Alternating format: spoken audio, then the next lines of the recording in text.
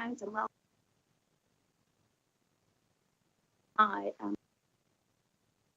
before we housekeeping, no planned fire alarm. Clear the fire. Please leave by the nearest fire street assembly at St John's Churchyard. Council security. Public toilets located in the main reception area. From there is refreshment machine. Finally, please switch your mobile phone silent whilst this meeting is being live streamed on the YouTube channel. So if you address the meeting, please don't any information. Members of the public are welcome to post on social. However, I don't. Other people take care not filming the meeting. Please do not. You are welcome to use our free guest Wi-Fi. No. During the meeting, members of this cannot access the internet as it relates. Send or receive emails, text messages concerning the business. I'd also like to remind use their microphone and speak only the audio. Place their mobile device. Have one evening.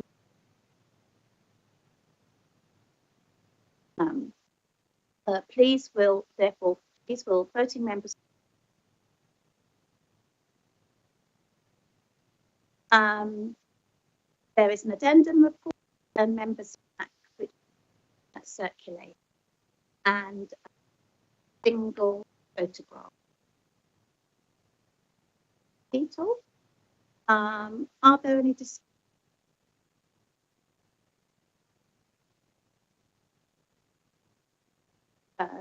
agree the minutes for those members as an accurate record? The next item of business, I'd like to remind everyone of business. This will present the outline of it. And then members subsequently have and then members are able to ask questions. And then invited guests, objectors, the applicant, anyone that lives within meter, waters, and council members, councillors are if they are present and they it's in that end of each present and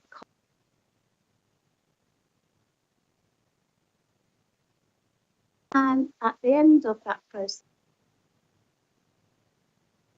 we ask questions, further clarification,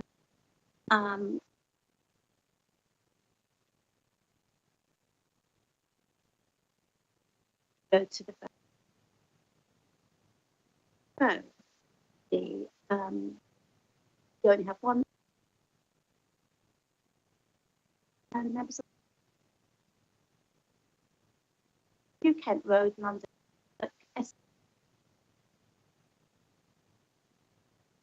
On the agenda. Thank you, Jeff. Proposed development is a Part 2, Part 3-storey extension at Driscoll House.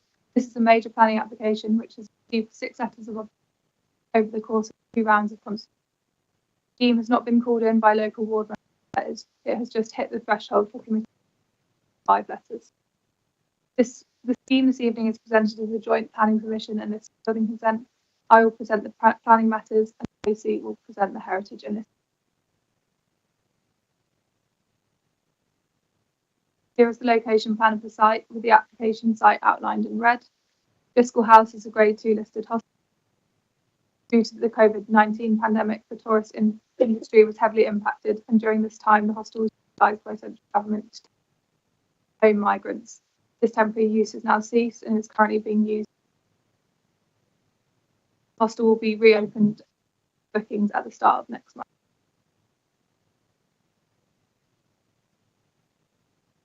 Here is an aerial view of the application site. The site lies on the New Kent Road, which forms part of the Trans-London Road network. The site shown in red is in close proximity to Elephant Park, as well as the Elephant and Castle station. The area in close proximity to the hostel is mostly residential use, and the New Kent Road is a busy through road with multiple bus routes utilising this route. Here are some external photographs of Driscoll House taken from the New Kent Road and from inside the red sightline.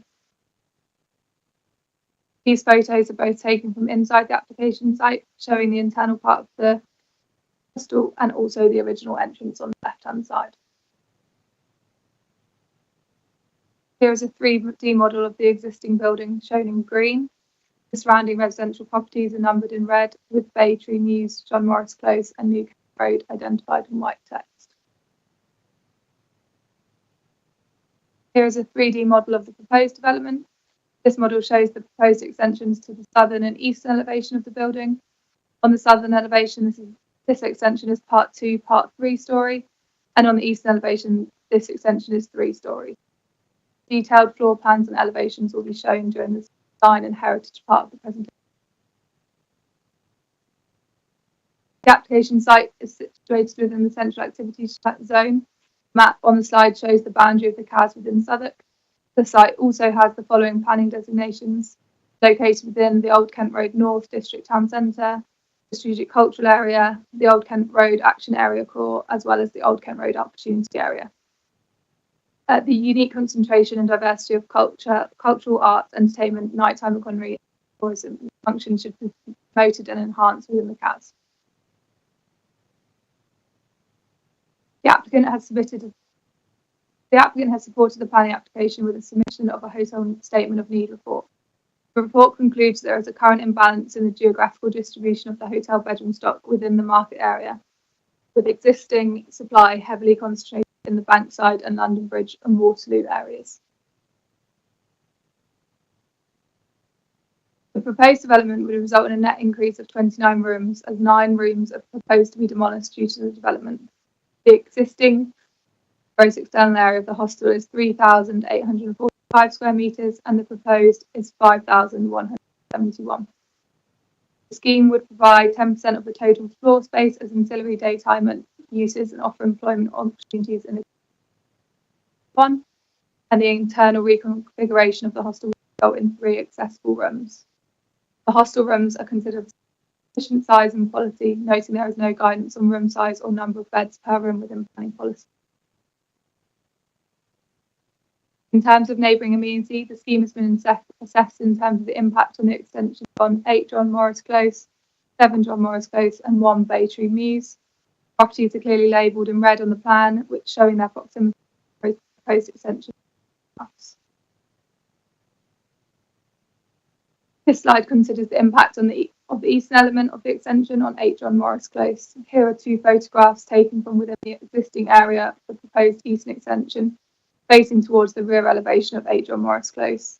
These windows shown in the photograph serve bathrooms and therefore non-habitable rooms. All windows tested meet the BRE guidelines. There is a 4.2 to 5 metre distance between the 2 elevations, and officers are satisfied that the scheme is acceptable in terms of neighbouring amenity impacts to number 8 John Morris Close. This slide considers the impact of the development on number 7 John Morris Close and 1 Bay Tree Mews. Both dwellings are clearly depicted on the map in the top right-hand corner of the slide. 1 Bay Tree Mews is located to the west of the application site, with a flank elevation of number 1 bordering the shared western boundary of Driscoll House. The proposed extension would stretch across this boundary, and the majority of the matting has been moved away from this dwelling, with the basement level and ground floor adjoining this boundary. Cross-section of the relationship is shown for clarity, given the level changes across the site. The extension along this boundary includes the basement and ground floor level, extending 5 metres in height when taking into account the level changes. The daylight and sunlight report tests all 12 windows with 100% reaching the VRE guidelines, with the impact being negligible in terms of daylight. In terms of sunlight and overshadowing, 7 out of 7 of the windows tested meted the guidelines, with no windows experiencing adverse impacts. The rear garden of 1 Baytree Mews currently receives 79% of the area lit for 2 hours or more on the 21st of March, and as a result of the development, this would remain at 79% with no ratio of change identified. As such, there would be no impact on the private means space in terms of sunlight.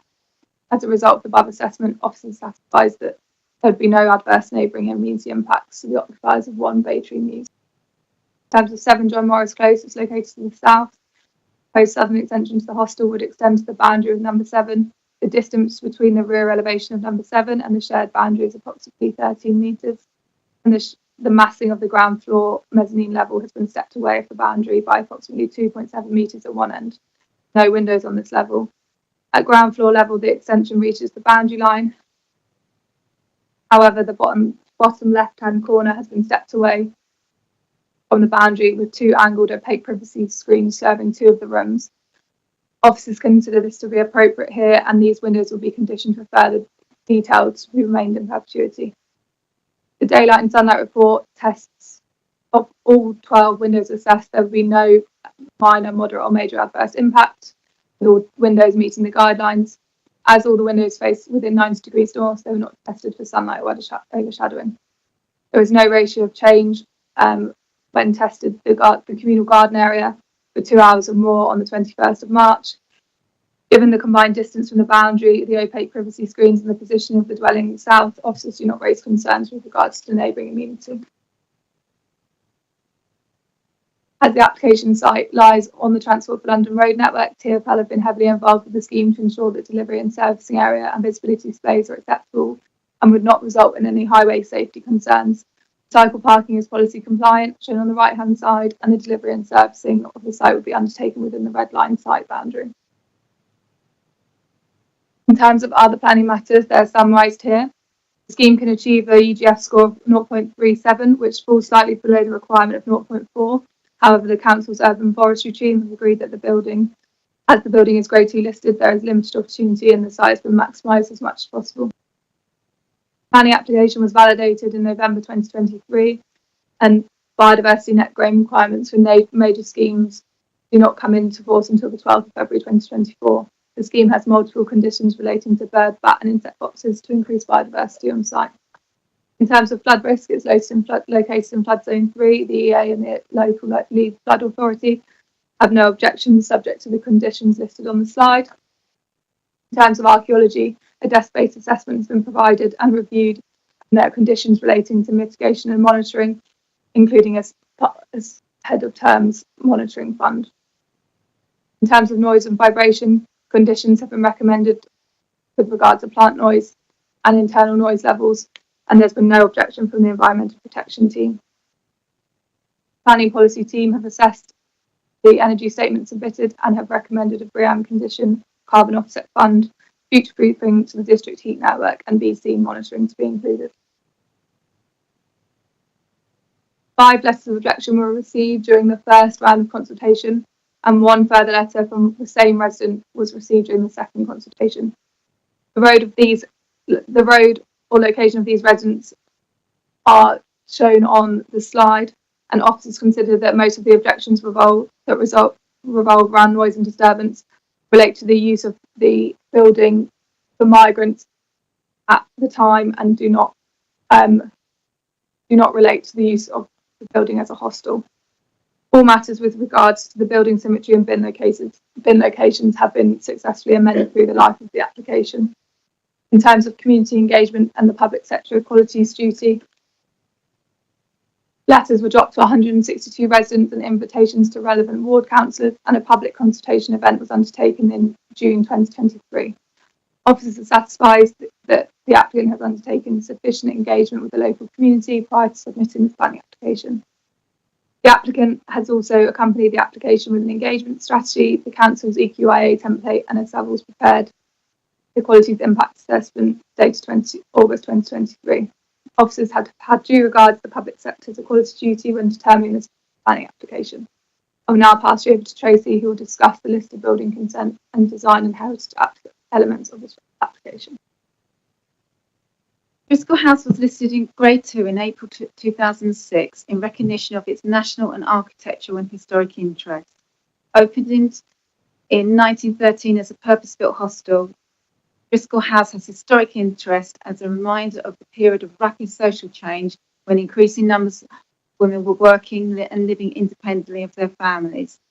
The statutory list description states that Driscoll House makes a significant architectural statement with its three English Baroque Revival elevations.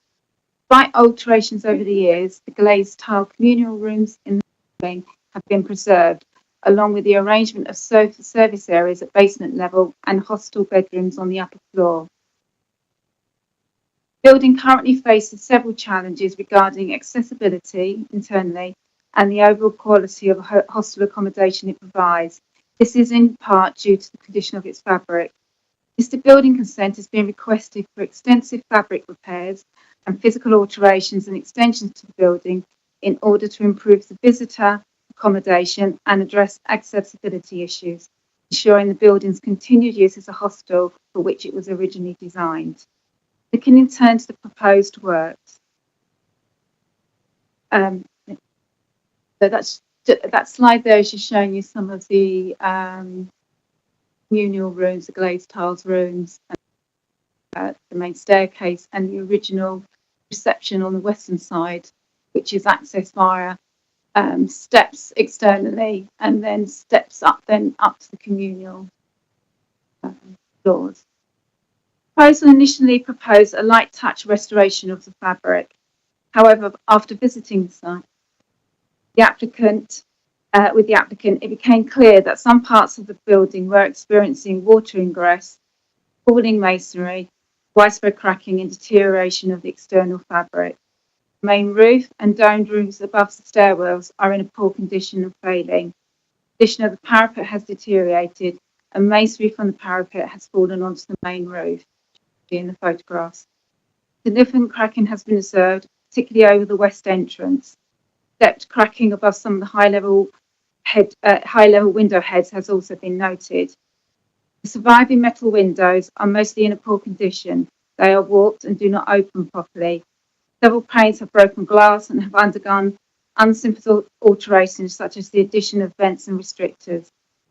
Single-storey extension on the south side has plastic windows installed, which detracts from the building's aesthetics. Boundary wall surrounding the east and south elevations is thought to be mainly of original construction. Condition survey noted that an 18-metre section of the wall south has a significant lean. Following discussions with the applicant, the listed building consent application now includes a comprehensive package of repairs to the building and the boundary wall, which aims to address long-term water ingress and the building fabric defects identified. Condition has been recommended for the submission of a detailed schedule of works and specifications once full access to the site is possible, to establish a timeline for the repairs and prevent further deterioration of the building. Conservation Implementation Plan is recommended for approval before construction work begins, and all repairs must be completed before the proposed extensions can be occupied. Within the draft HESA terms, there's an agreed financial contribution for officers to monitor the restoration works. Listed building consent is also being sought for remodelling and an extension of the basement and ground floor. The works will involve altering those parts of the building which are of less significance, will not involve the communal tiled rooms, which are identified in the list description of being of higher aesthetics. No internal alterations are proposed to the guest room accommodation on the upper floors, the first to fourth floors. This part of the building was remodelled and refurbished in 2010. Proposal at basement level is to demolish the south wing and the entrance court to the east. The south wing is a single-storey extension which was added to provide toilet facilities. South wing is to be replaced South wing is to be replaced with a new brick extension that will be part 2, part 3 stories high. Proposal also includes an extension west under the hard standing.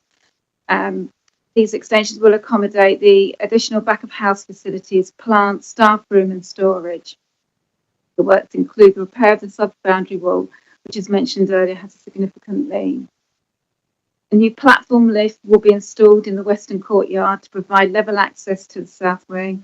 The associated works will include removal of a small number of partitions and doors in the main part of the building in an area west to the lift. But this is new fabric introduced during the 2010 refurbishment. In their initial consultation response, Historic England stated that the existing south wing has very limited architectural value. They have not objected to the proposed demolition of this part of the site. In recent years, the guest entrance to Driscoll House from New Kent Road has been located on the eastern side of the building. As part of the 2010 renovations, this area was remodelled to create a new reception area because there was no level access to the original reception on the western side. The proposal seeks to remodel and extend the eastern entrance to improve visitor facilities by creating a larger reception area and an additional lounge breakout space, as well as providing secure bike storage. The new courtyard extension will necessitate the removal of part of the original rear elevation at basement level. This elevation has previously been ordered with an unsympathetic sliding door inserted. In their initial consultation response, Historic England stated that in addition of an extension, this location would cause some harm to the listed building.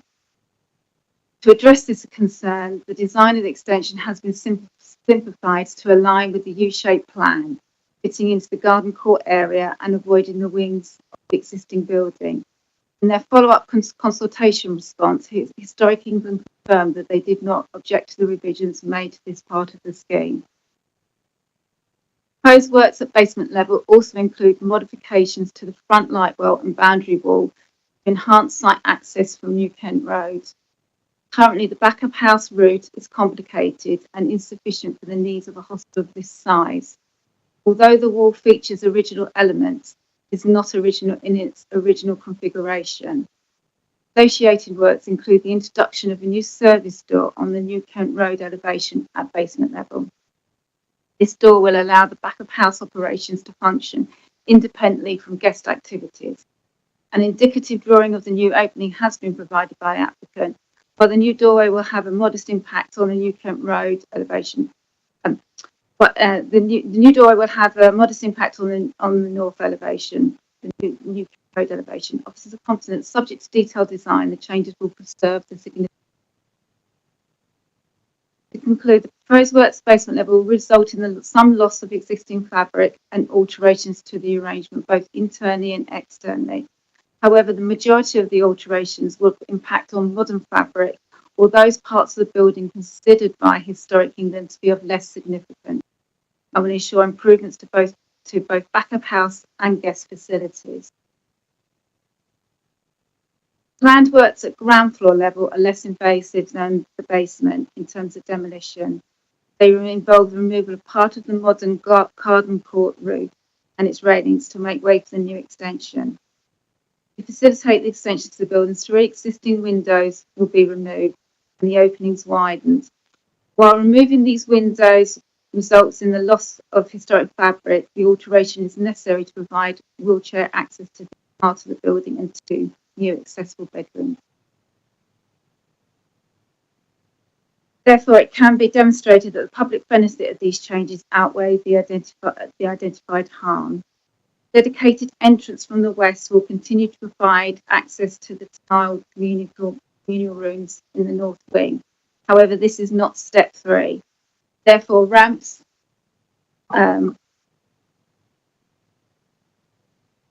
will be introduced onto the garden court roof to provide level access for the first time from the accessible and from the accessible guest rooms, these significant parts of the building. Comparable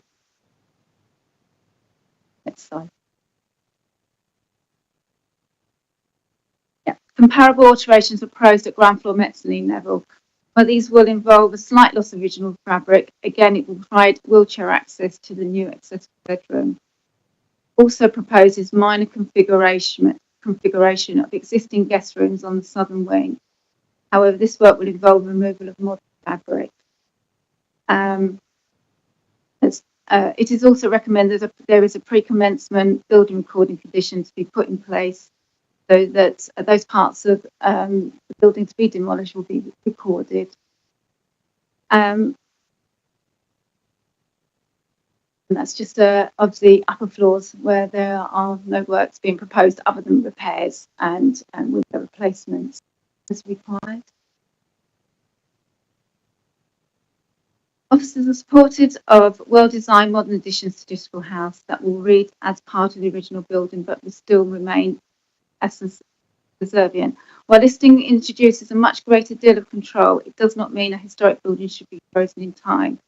Any works of alteration should have regard to the desirability of preserving the building and any features of special architectural interest it possesses. Officers are confident that the building will effectively enclose the southern and western boundaries of the site without appearing overly dominant in relation to Driscoll House. The sector has also been supported by the feedback received from Historic England during the consultation process. Officers support the extension reading as a distinctive modern intervention whilst retaining a strong relation with the host building. In terms of elevational treatment, the new extensions adopt common threads of the original architectural language, although presented in a contemporary way.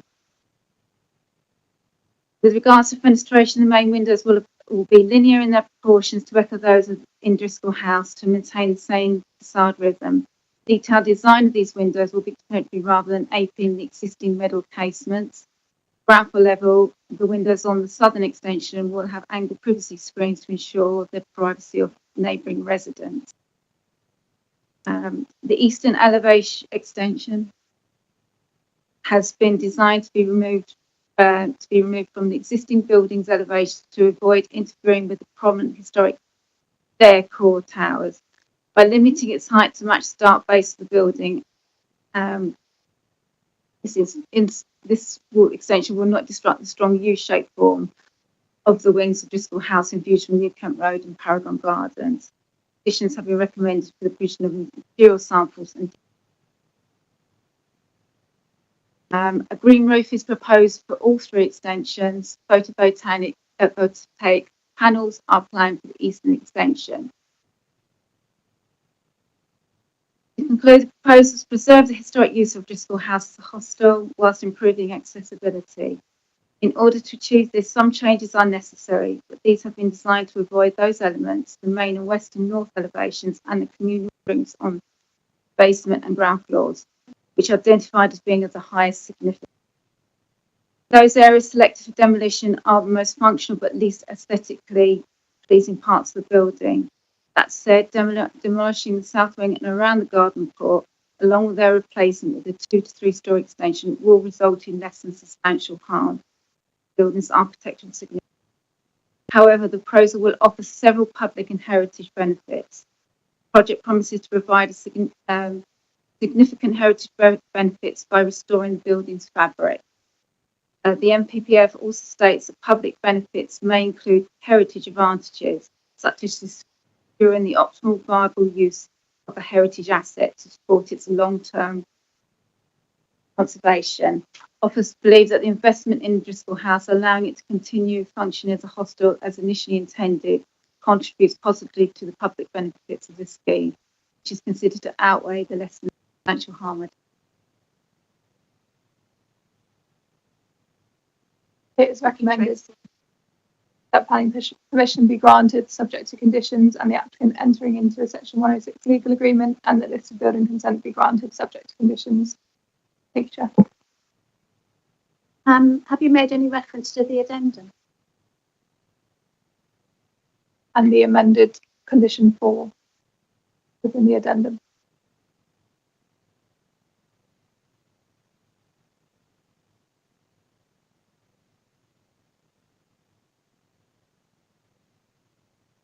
Thank you, Jack. An addendum was submitted which includes additional information over the price the hostel pre-COVID pandemic.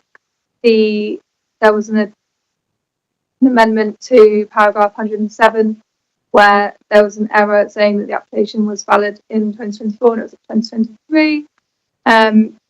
Additional energy report, an addendum to the energy report as a result of the amended extension was submitted, which resulted in a slightly different carbon offset figure, which has been amended within the heads of terms. The sixth letter of objection was received after the application was put online, and therefore that's been included in the written addendum. Condition 1 has been amended to include the updated energy report, and condition 4 has been amended on the list of building consent to tighten and strengthen the prior to occupancy of the new hostel accommodation to include the specific number of rooms as well as the reference to the schedule of works. Thank you, Jeff. Thank you, Laura. Do members have any questions for the officers? I've got Richard. Anyone else? I've got a few questions, but I'd like to take members first. So, Richard, go ahead. Thank you very much, and thank you for your presentation. Yeah, I've got three things I wanted to ask about. So, firstly, about the addendum report. Secondly, about land use, and thirdly, about sunlight. So, just on the addendum report, you've highlighted that we received a 6 objection. So, what was the substance of that objection? The 6th objection was included within the slide. It just wasn't included within the report. Okay, so just that's fine. That answers my question. Second question is about land use. So you showed us a slide, I think it was slide 10, about land use. And I think you said that because it's a hostel, you the land use is the same as hotels. And is that right? full serviced accommodation. So given that, I wanted to understand, I'm assuming not given the numbers shown there, about how planning permission was agreed by major applications of the for 532 rooms of the road. Because that considerably changes something. So this application's been with Tracy and I since 2023, gone through a significant amendments and additional information provided by the applicant to secure schedule of works and many other things listed in the report. So yes, the statement of need would have been submitted prior to that. But I think the assessment of the application is the principle of extending the hostel and providing additional hostel rooms within the central activity zone is policy compliant, and it would provide a hostel accommodation which is slightly different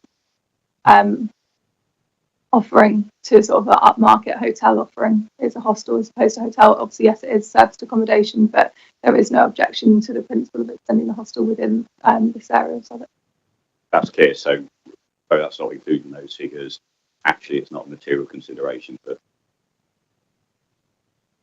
the final question was just about the sunlight impact on one bay tree. That there wasn't any impact, which surprised me, given that there's a wall projecting on the eastern side of the building, which must cut down some of the sunlight entering the property part of the morning. Now, I appreciate that might not be enough to be an issue in terms of BREEAM standards. Most of the day, we'll still be getting sunlight. Just to really clarify that point. So the rear garden of One Bay Tree Roots, when you assess the application for sunlight on the 21st of March, it received 79% of the area lit. As a result of the extension, that would remain the same. So there would be no change to that as a result of the proposal. So that's towards the garden. So in terms of all 12 windows tested would 100% reach the guidelines. So there's no adverse impact in terms of the windows. There might be an impact, but it's not. I don't have the exact numbers on it, but all of the windows tested didn't result in a major adverse impact or a minor, so they wouldn't result.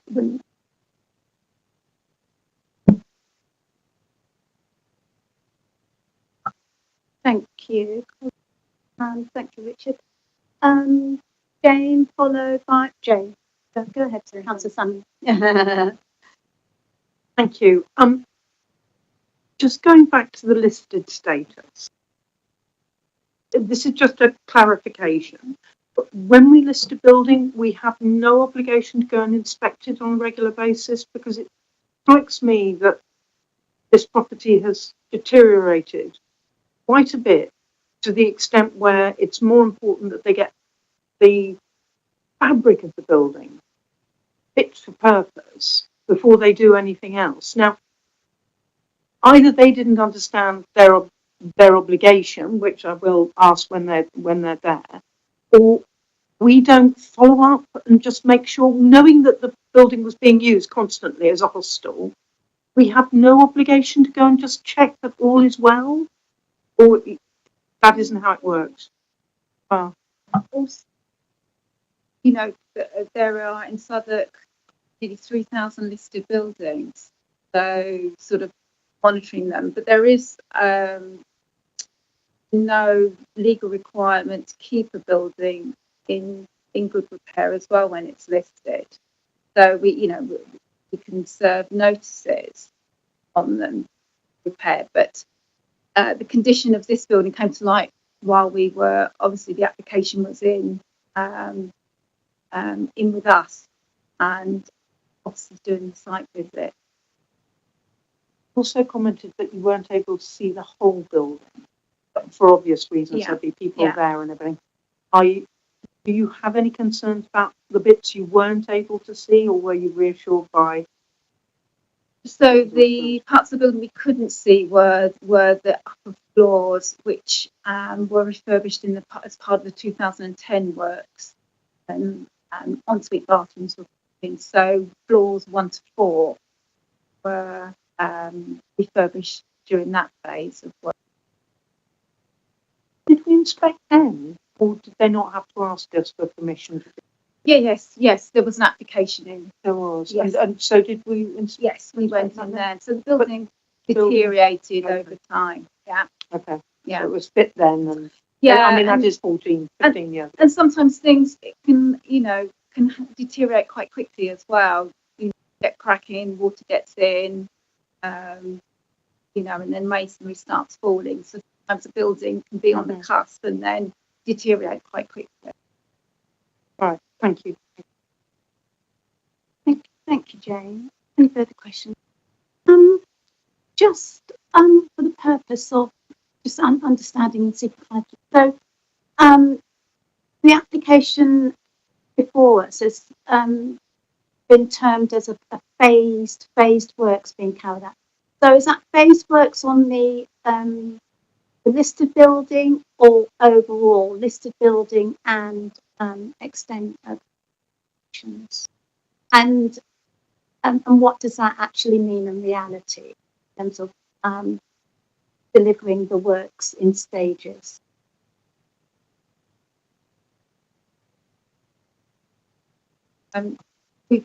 Lara went back to the applicant raising the work. So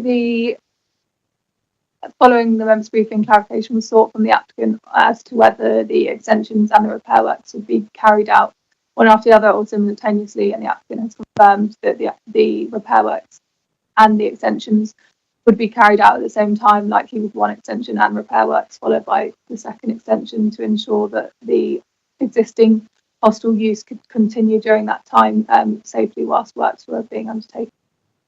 So, which element is going to be the phase? Are you saying sort of one extension is going to be built simultaneously as the internal fabric of the repairs of the listed buildings? That's sort of considered as a particular phase, followed by the second extension. I don't, because a number of times throughout the report it refers to phase, but then the works are going to be carried out, as far as clarified, simultaneously.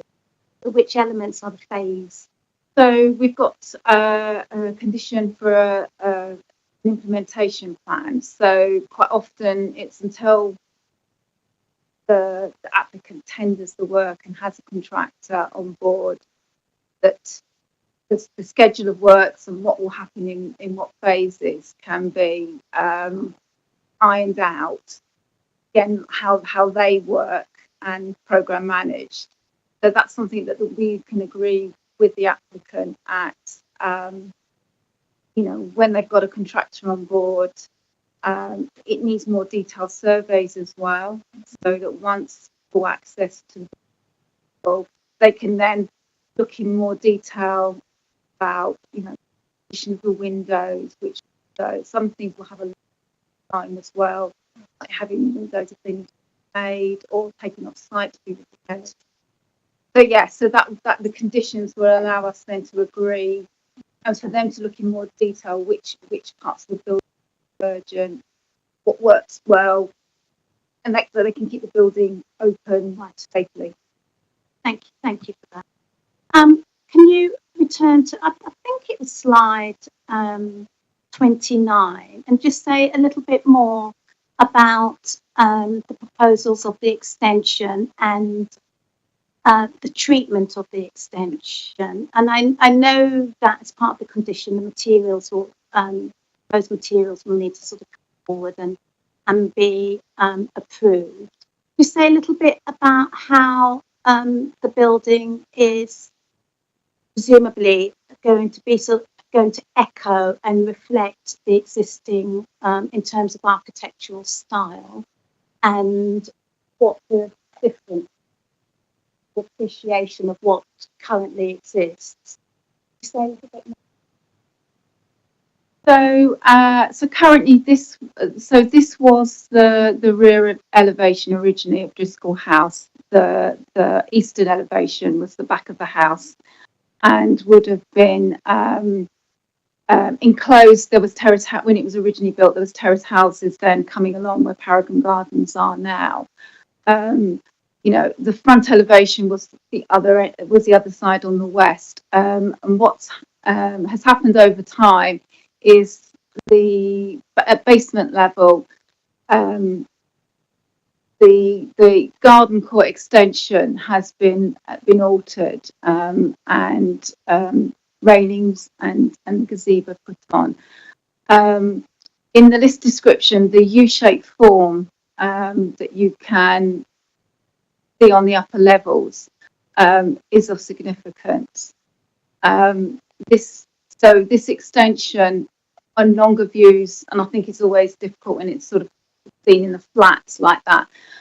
From longer views from Old Kent Road, the applicant has provided, not Old Kent Road, New Kent Road, provided some images of how the extension will read. It will be a brown brick like the base of Driscoll House now. The windows around the window reveals, around the parapet, they will pick up on the banding that you see around Driscoll House. The windows will be linear in form. It won't ape the design. It will be an obviously contemporary building, which is the approach that we normally encourage, that the different phases and the changes to the building are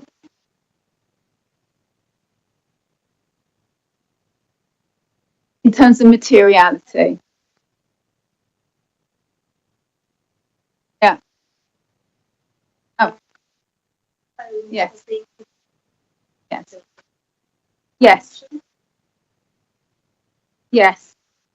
So yes. So on the image that Lara provided, the additional image. Yes. Yes. So you can see there that the brown brick will follow on from the echo, the main base of Driscoll House that you see today, and follow through, and the banding. But it will be obviously, but it will be pegged at that no higher than that brown brick course that you see at the moment. And so that U shape of red brick will still be obvious in views of the building as you come along from bricklayers. Yeah.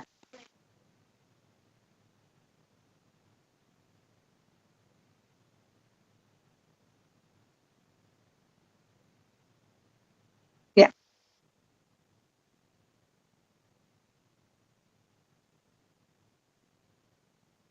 We were, and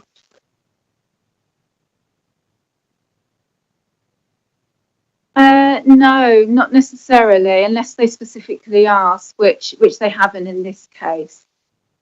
Yeah. So yes, so we're proposing detail. Yes, and we've recommended conditions for materials for detailed design, window reveals, windows, parapet. So all of this it'll be designed out.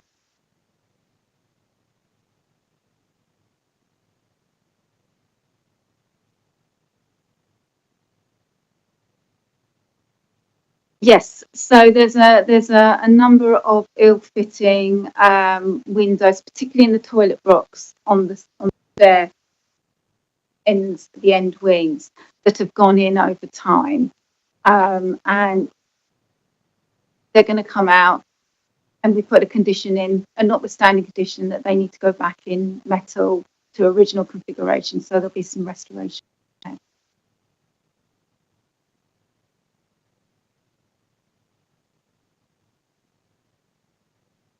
Metal. Yeah. So the only plastic windows are on the southern wing that's going to be demolished. Yeah.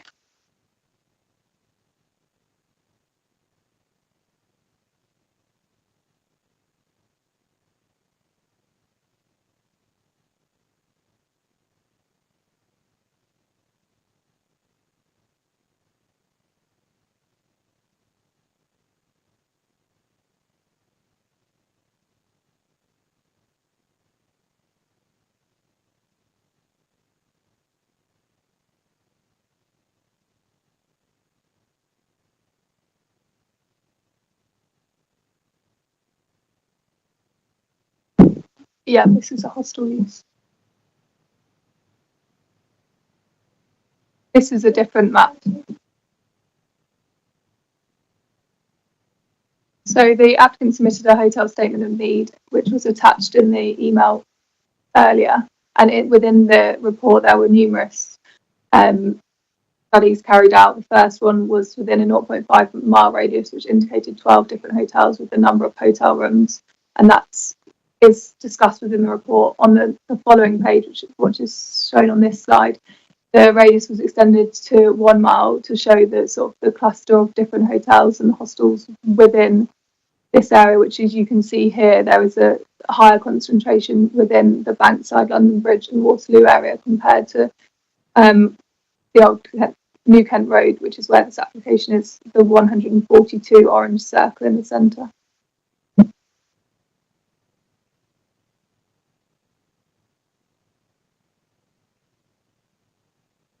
Jeff.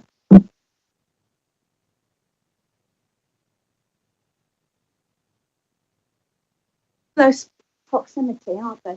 And did we, I mean, it's something that we can ask the applicants in terms of rates that these hotels and hostels charge currently. Do we have that? So we did look on booking.com for within the surrounding area, and the average rate for a hotel room would be between £50 and £200 for a double twin room within the area, compared to a hostel which pre-COVID was charging between £14 and £16 for a singular dorm bed. That's this particular, that's Driscoll House. So a hostel would be done on a single occupancy on the bed per person, compared to a hotel which would often be a double or twin room. Are you referring to £14? Is that a reflection of the Driscoll's charges, or just? That's a reflection of confirmation by the applicant of their costs for a dorm bed pre-COVID. I don't have the updated cost post-COVID because the hostel has not been in operation since pandemic. And then what about other hostels in the area? I don't have the exact cost of hostel in the area, but I would imagine that a hostel would be of a similar rate, whereas a hotel would charge significantly more. Okay, that would be helpful to be able to. All right. Thank you. If there's anything else at this moment.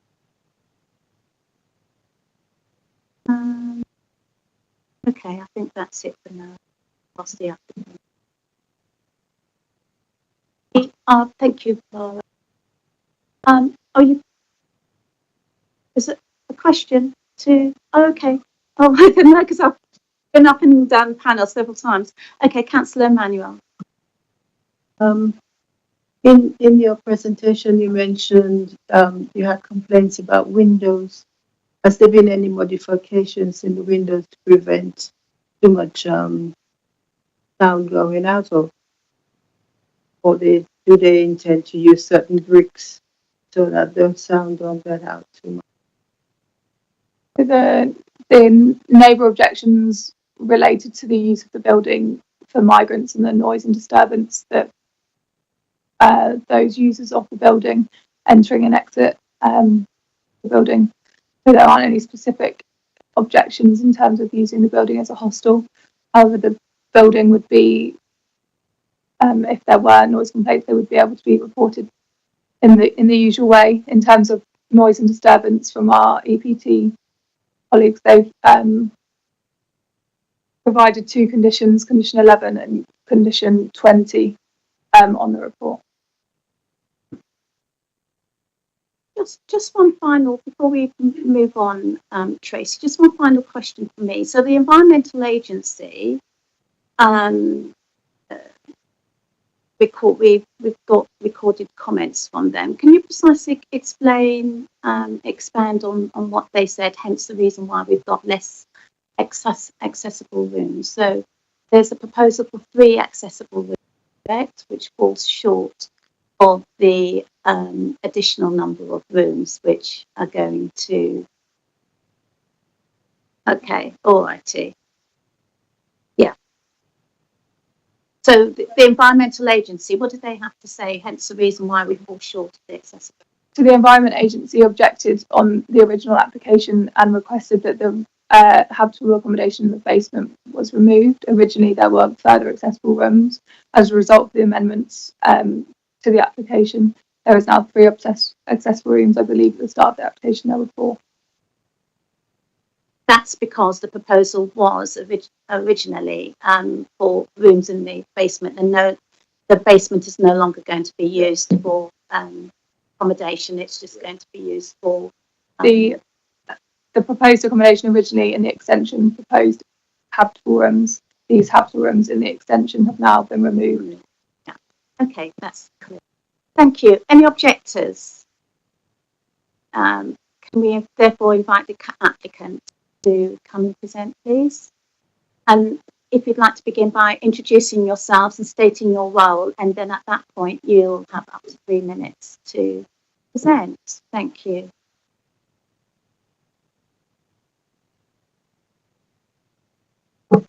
Thanks, Chair. Shall we introduce ourselves first? Yes.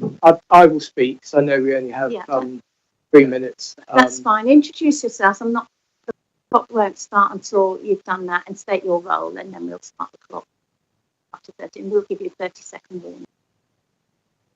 So. Great, thank you. Good evening, Simon Wallace. I'm a planning director at Savills, and we are the agents for the application. I have with me the architect. My name is Paul Wells. I'm a partner at Studio Moran, and we're the architects.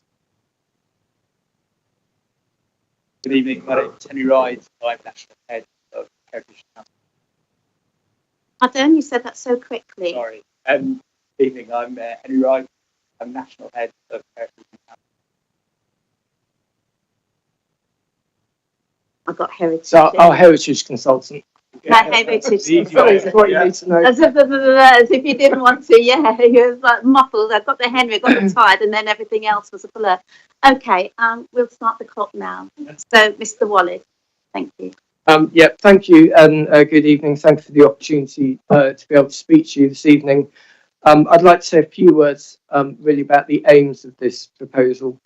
The applicant has owned the building since 2010, and they previously invested heavily in the building at the time when they acquired it, and it was in a poor condition.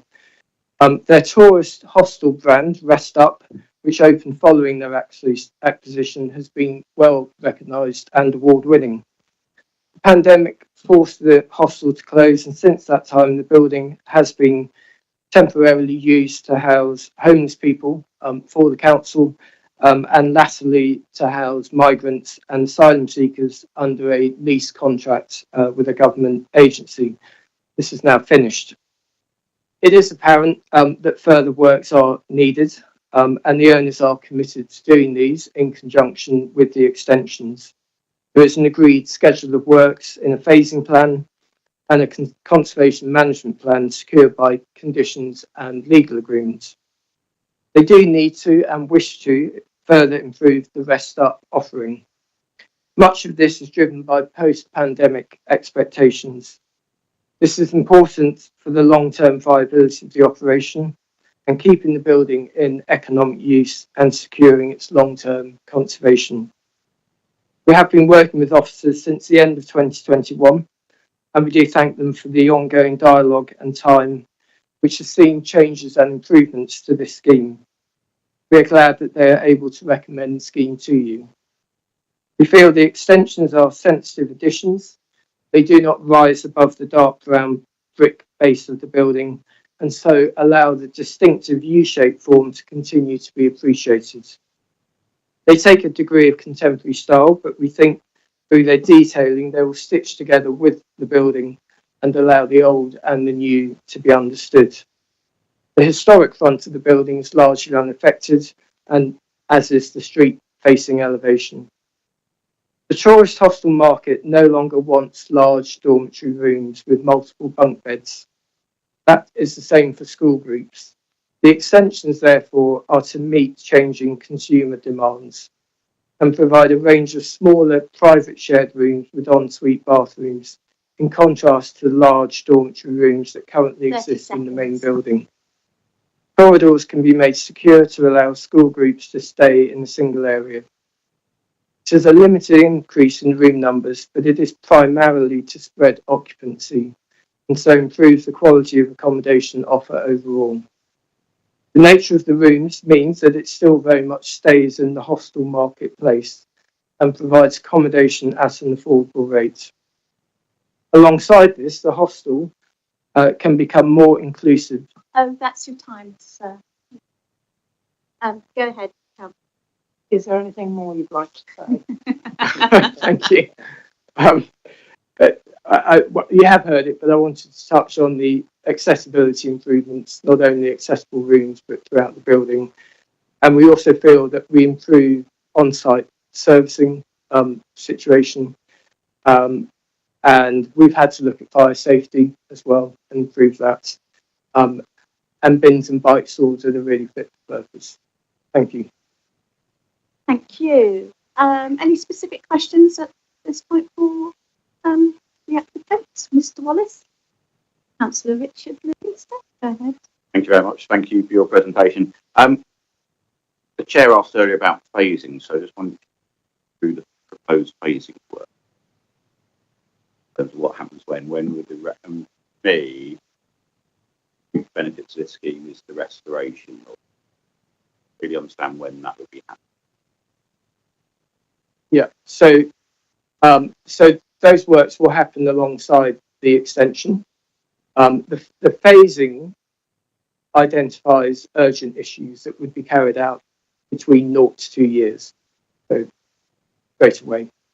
And those works are the key ones. So the rooftop structures that have failed, which I saw in the pictures, the semi-dome roof coverings, the string and cornice detailing, failed windows, and boundary walls as well. So all of that type of work is in the urgent category, 0 to 2 years. We did have a 5-year phasing plan because at some point all the windows in the building should be changed. Some haven't failed, but they're not good windows and they don't necessarily fit in with the building. So there's a longer program to look at all windows and get them redone. But the urgent work that you saw in the photos is in that first phase. Oh, thank you. Okay, Sam, followed by Jane and Councillor Dawn. Thank you. A couple of quick questions. The first one related to what we've been discussed before around charging and what the new rate is going to be for the rooms. It's 14, 16 pounds sort of in years gone by, but what it's likely to be when it reopens. And secondly, I know this new plan will involve the reopening. Could you say a bit more about exactly what those communal areas are going to look like and how they're sort of supposed to enhance the well-being of staying at the hospital? Yep. So on rates, so I think you have heard from Lara. So before COVID, £14 a bed or £16 a bed with breakfast was the pre-COVID rates. Having spoken to my client, rates they will go up a bit because costs have gone up, but £20 is probably what the rate will be. The intention is to get the tourist hostel back open March, I think second week of March. It's not live yet. They are having, so the government had a 3.5 year contract on the building, and it was a lease contract. So the agency was responsible for the building for that time. I think what we have seen is a deterioration in some of the fabric. My client has always, he absolutely understands the need to maintain and look after a listed building. While that was under a government agency lease, they were responsible for the building. Since they've taken that back, that finished in January. At the moment, they are already carrying out some repairs. They've got to replace all the beds. There's a lot of work for them to do to get the hostel reopening, and then they will embark on the improvement works, which we hope we can do with the extensions and the repair works. So, yeah, I mean, the cost will have to go up a bit, £20. So the second question was, yeah, so I mean, they're great rooms, and actually this is where they've been crammed full of bunk beds, and so the whole ethos of the scheme has really been about getting the occupancy spread around a bit more, so it's not cramming people into these rooms. And they're the tiled, the green tiled room and the brown tiled room, so they can become lounges for people in the hostel to use. Could be sort of I don't want to call it co-work space, but drop-in workspace. You know, if people are staying there and need to go somewhere quiet to do some work, then one of those rooms can provide that type of facility. So they become, in a way, they become front of house areas rather than sleep and bed space areas. Thank you. Jane? Thank you, Chair. I know Driscoll. I live not far away, but far enough away not to declare an interest. When you're saying about doing the works all together, you've got very limited space to park vans or bring stuff in, and you're coming straight off the New Kent Road. And so there's a little bit of me that wonders whether the two can be done together, and whether there's, or will everybody be on site 7 days a week? Maybe that's the intention, to get it all done really quickly. My second question was going to be about the rooms with tiling, so you've answered that. I'm going to rack my brain a bit, because I can't recall. We may have done a construction traffic plan or construction management plan. I think is often in a condition. So quite often with those things, you need to know who the contractor is and how they're going to do things, and then we come back to you with our sort of final construction management plan when we've worked out how it can all it's going to be quite a lot of logistics, I think, involved in Yeah, I mean, there's quite a lot of space at the front. Yeah, I mean, to be honest, we need to get into a lot more detail on it, as Simon said. But principally, the ambition is to do the rear extent or the western extension first, which would obviously involve the new service yard and therefore create an area the light compound could be at the front, and then by the time we've completed the western side, then you would have an area where vehicles could leave the road, and then we build the eastern side. So it's basically would move the service yard service zone around. Will there be scaffolding on that? I think there will need to be What I scaffolding. consider to be the main entrance, but isn't now, the one with vehicle steps and things. I think, I believe that's Boeing, isn't it? yeah, no, there's a number of difficulties there. Would definitely need to be scaffolded to do it any other way. But you're hopeful, optimistic that it'll all be done within a 2-year. I think there's essential works that need to be done, and obviously we need network to ensure that they happen in the correct way. But there's certainly works that have to happen. It is a medium. Yes. Straight away. Yes, that was something that troubled me, but I think we're partly to blame for the fact that the building was allowed to deteriorate. I know we're not obliged to go. The owners are obliged to look after it, but it is a great shame that over 14 years it's got to a state where you couldn't just do your extension. We had to come in and go, no, it's not good enough. The building's now deteriorating. And I think there was maybe an acceleration of deterioration. So when they got the building in 2010, they did actually do a lot of work at that point to get rest up going. But yeah, over time things have deteriorated, and perhaps it's in the last sort of 4 years. You know, I think with these sort of things. So did they not? Sorry, they go back.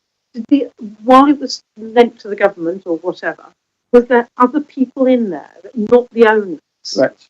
Ah, I didn't understand that. So it was a so lease they weren't able to monitor.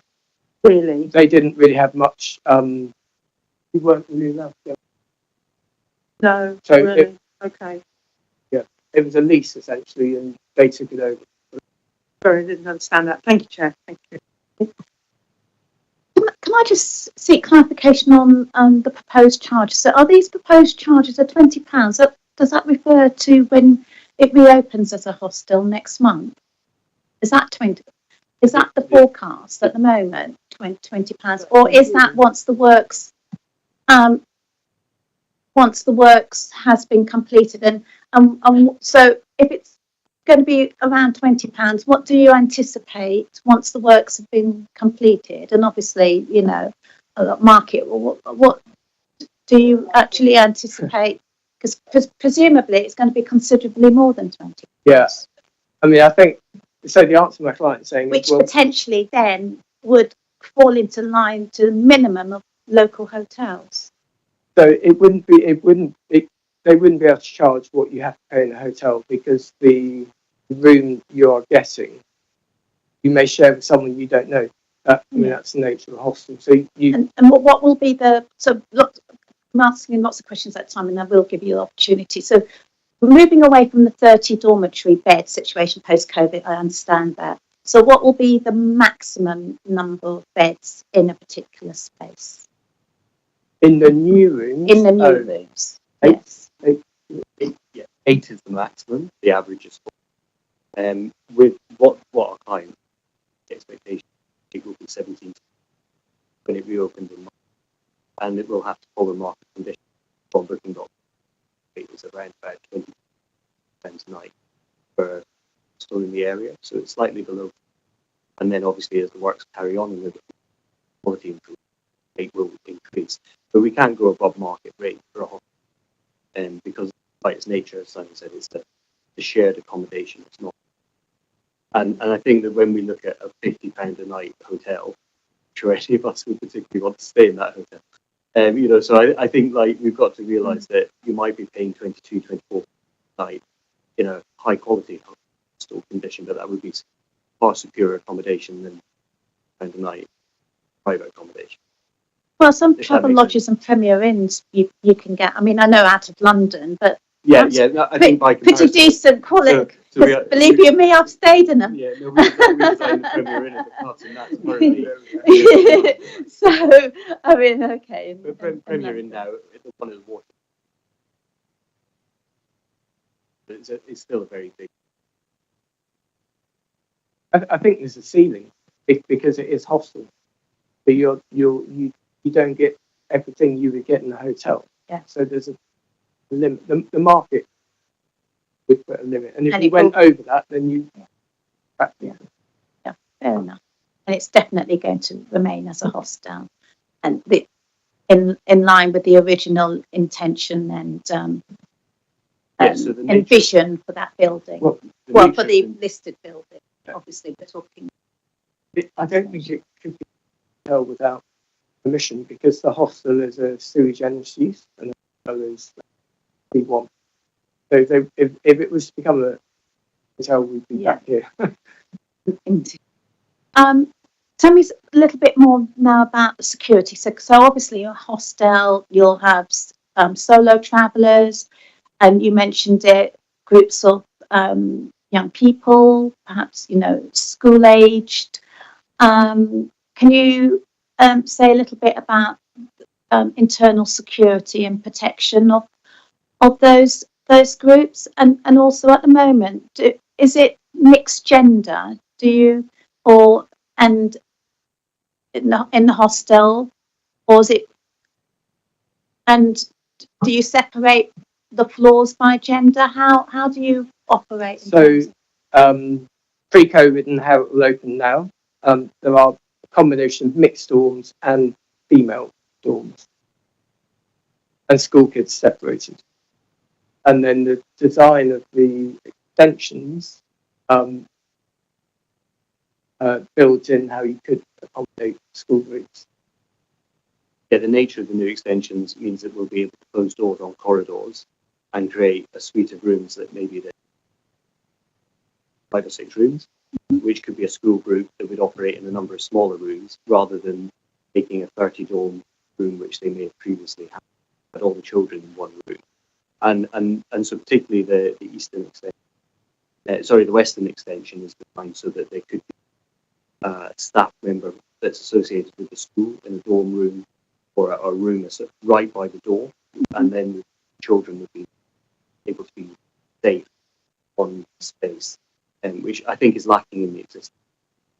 And those doors will be fobbed or something. So the expectations, they would be fobbed. They would probably be on hold opens if it was a school group, but in the event of it being a school group, it would be closed. Obviously, there'll be a condition associated with secure by design. We'll find a security detail. Find out. Right. That's very good. Any further questions?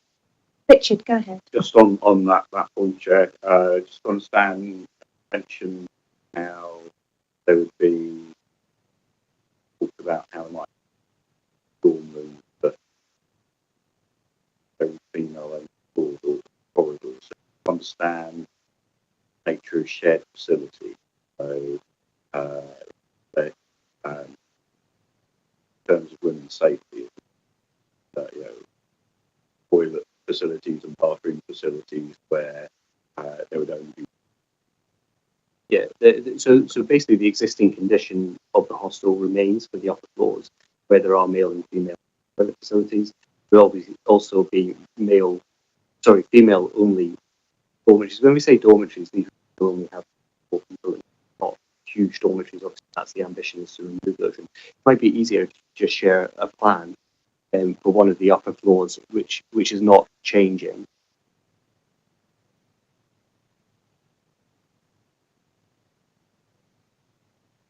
So you can see the yellow facilities are toilets and showers. One end is male, one end is female. There are the ability again to close the corridors off, so you could have a female end or wing. But the nature of the hostel, obviously, sometimes people stay with their partner. Purely female and male rooms is common practice, but having the ability to have female dorms is still an ambition. Yeah, I mean, I would strongly suggest that's a good idea, especially going back to its original heritage, the legacy of, obviously it was an all women's hostel originally. That would be helpful in terms of security and safeguarding. I would suggest. Any other further questions? Okay.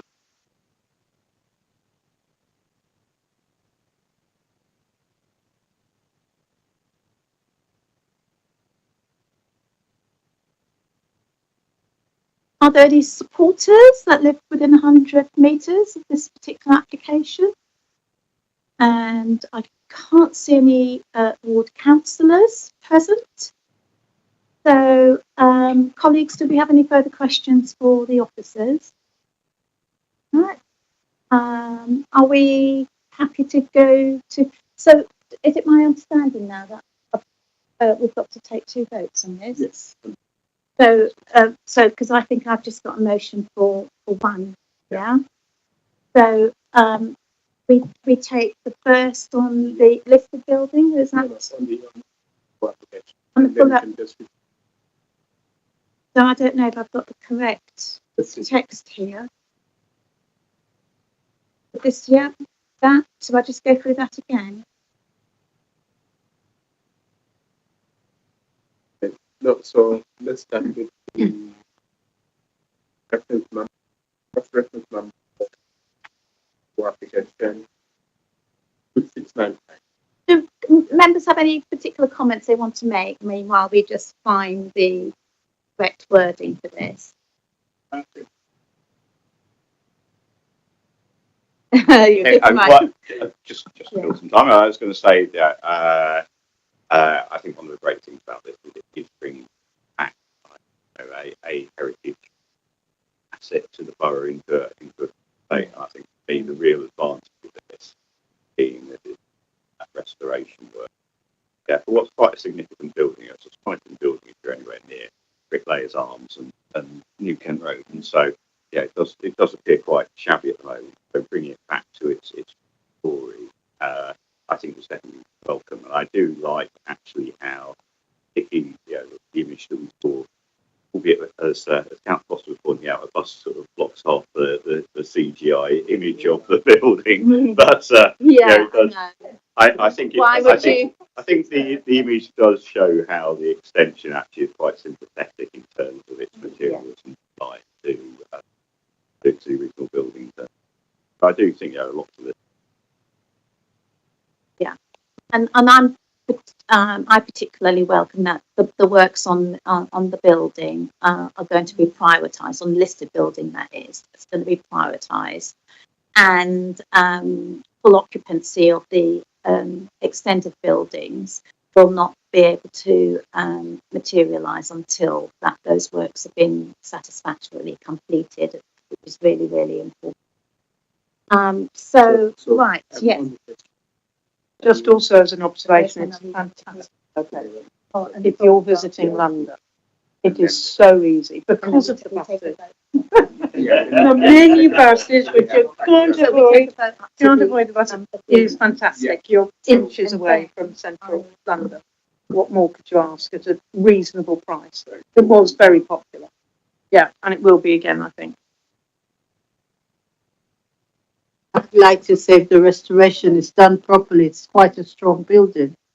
The type of, my dad used to be a bricklayer at one stage in his life, so he used to go around pointing out all the things, and it looks like a really strong building.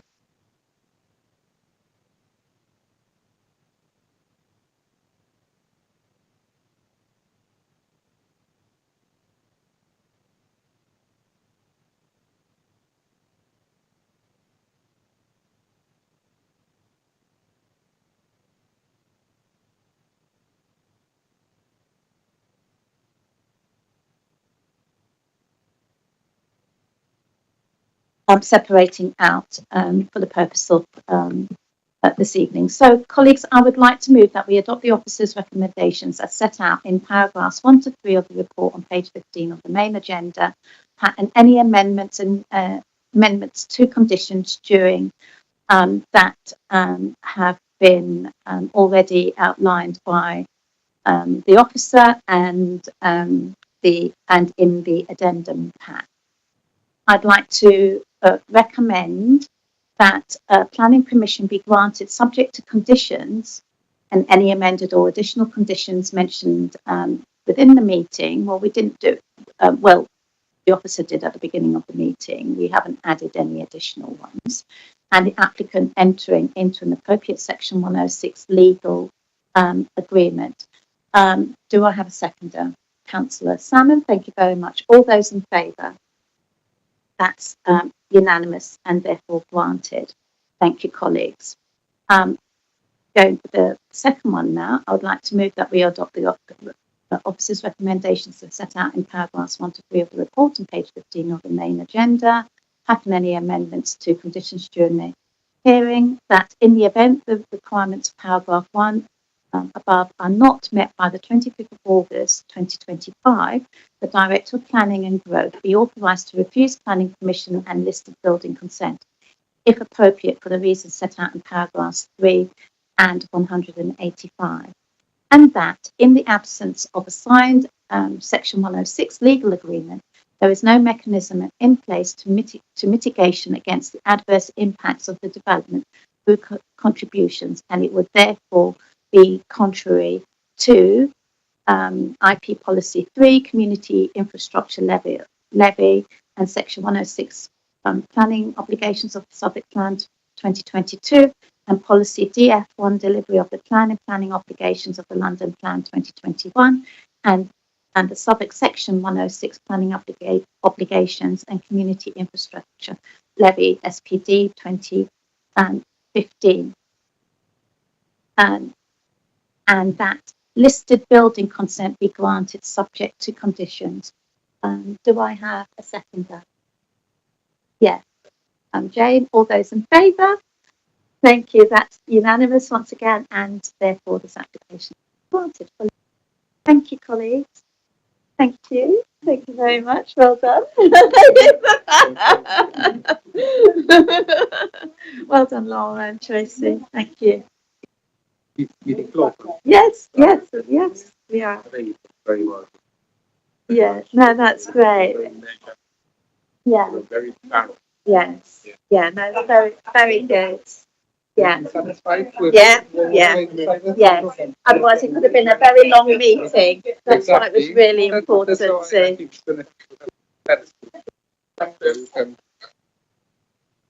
Yeah.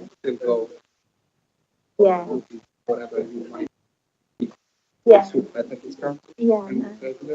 Yeah. No, it's very good. Yes. And that's why I like to sort of get it all fleshed out. And it does seem sometimes a little bit frantic, but it's better because then it just ensures that this meeting is